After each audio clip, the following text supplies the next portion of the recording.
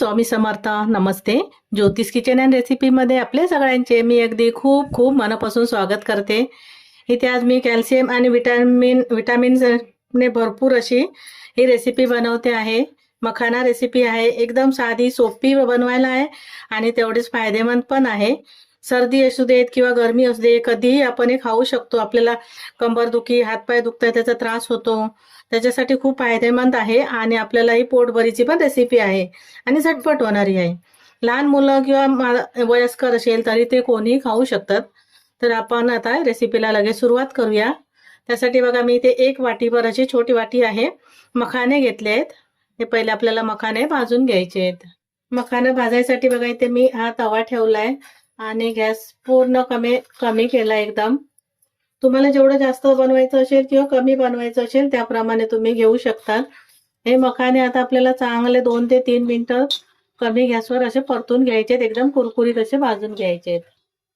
तर इथे आता हे मखाने मी पहिला भाजून घेते. इथे मी लोखंडी तवा घेतलाय. तुम्ही एखादा पॅनचा वगैरे वापर करा. लोखंडी तव्यावर कसं लगेच असं नुसतं सारखं ढवळत राहायला लागतात ते थोडेसे करपले जातील त्याच्यामुळे. इथे आता 2 ते 3 मिनिटं सतत ढवळत मी भाजून घेतलेत. मखाने छान असे भाजले गेले पाहिजेत, कुरकुरीत पाहिजे. आता इथे मी गॅस बंद करते आणि हे थंड करून घेते. आणि माझ्याकडे आता कसं शेंगदाण्याचं कूट आहे. तुमच्याकडे जर शेंगदाण्याचं कूट नसेल ना तर तुम्ही थोडेसे शेंगदाणे आणि जिरं घालून असं भाजून घ्या. माझ्याकडे केलेलं आहे त्याच्यामुळे मी इथे भाजत नाहीये, फक्त मखाने भाजून घेते. इथे आता 2 ते 3 मिनिटं झाली, मखाने भाजले गेले आहेत. मी गॅस बंद करते आणि काढून घेते. इथे मखाना भाजून घेतलाय आणि थंड करून घेतलाय. छान एकदम असं मी कुरकुरीत भाजून घेतलाय. आता मखाना थोडा बाजूला ठेवून देते. इथे मी 1 वाटी दही घेतलंय. हे दही मी आता एका दुसऱ्या वाटीमध्ये काढून घेते. मी इथे एका वाटीमध्ये दही काढून घेतलं आणि थोडंसं असं फेटून घ्यायचंय दही. तुम्हाला जास्त बनवायचं असेल तर दही जास्त घ्या, मखाने जास्त घेतले असेल तर. मी आता थोडेसे 1 वाटी एवढे, छोटी वाटी एवढे मखाने घेतलेत त्याच्यामुळे दही सुद्धा कमी घेतलंय. आणि दही आंबट नाही, तर थोडं ताजं दही घ्यायचं. आंबट दही घेतलं तर त्याची चव चांगली लागणार नाही. इथे आता हे दही फेटून घेतलं. ज्या वाटीने मी दही घेतलं होतं ना त्याच वाटीने मी पाणी घालून घेते थोडं आणि पातळ करून घेते. थोडीशी मी साखर घालते. तर शुगरसाठी, जर डायबिटीस वाल्यांसाठी बनवणार असेल तर साखर नाही घातली तरी चालेल, पण लहान मुलांना वगैरे देणार असेल तर साखर घालून घ्यायची. इथे साखर घातली आणि व्यवस्थित ढवळून घेते. आता कसं पातळ झालंय. आणि दही पण हे गाईच्या दुधाचं होतं ना, जास्त घट्ट नाही बनत ते, थोडंसं पातळसरच असतं. थोडं घट्ट दही असेल तर आणि चांगलं. इथे आता हे मी ढवळून घेतलं व्यवस्थित. आणि आता मखाने भाजून घेतलेले ना ते मी मखाने घालून घेते.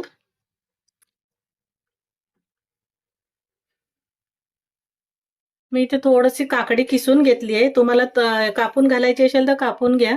मी इथे किसलेली काकडी घालते थोडी. हे गाजर किसून घेतलंय. तुम्ही प्रत्येक वस्तू जर तुम्हाला असं कापून घालायची असेल तर कापून घ्या. मी किसून घेते सर्व. अर्धा टोमॅटो आहे तो पण घालून घेते. इथे एक हिरवी मिरची कापून घेतली आहे ती घालते. मुलांना द्यायचं असेल तर नका घालू हिरवी मिरची. थोडीशी कोथिंबीर घालून घेतली. मला वाटतं वाटी छोटी होईल, मला वाटी आता मोठी घ्यायला लागेल, नाही तर मला ढवळायला होणार नाही. इथे आता मी शेंगदाण्याचं कूट घालून घेते 1 चमचा एवढं. चवीप्रमाणे मीठ घालायचं थोडंसं आणि हे काळं मीठ घालते. इथे भाजलेल्या जिऱ्याची पावडर घातली आहे. जर तुमच्याकडे नसेल शेंगदाण्याचं कूट, भाजलेल्या जिऱ्याची पावडर नसेल तर शेंगदाणे भाजायचे आणि त्यामध्ये ते जिरं पण घालायचं. तुम्हाला आलं लसूण आवडत असेल तर आलं लसूण भाजून घ्या त्याच्यामध्ये. मला आलं लसूण याच्यामध्ये नाही घालायचं त्याच्यामुळे मी घालत नाहीये, असंच करते. असंही छान वाटतं ते. थोडंसं पाव चमचा एवढा चिली फ्लेक्स घालून घेते. आपले आता सर्व जिन्नस घालून झालेत. मी वाटी बदलते.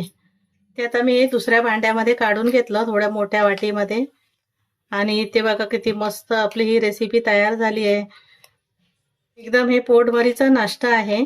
जेव्हा भूक लागते ना तशी तेव्हा रोज 1 वाटी असं बनवून प्यायचं. त्याच्यामुळे कशी आपल्याला हातापायांना ताकद येईल आणि असं पोट भरल्यासारखं पण वाटेल. इथे आपली मस्त अशी कॅल्शियमने भरपूर असे रेसिपी तयार झाली आहे. अगदी 5 मिनिटात रेसिपी तयार होते. तुम्ही काकडी वगैरे कापून घाला. मी येथे किसून घातले काकडी, गाजर व्यवस्थित असं मिक्स करून घेतलं आणि छान अशी आपली ही मस्त रेसिपी तयार झाली आहे. तुम्हाला रेसिपी आवडली असेल तर लाईक करा, शेअर करा, सबस्क्राईब करा. पुन्हा भेटू आपण अशाच एका नवीन रेसिपी सोबत. धन्यवाद. थँक्यू.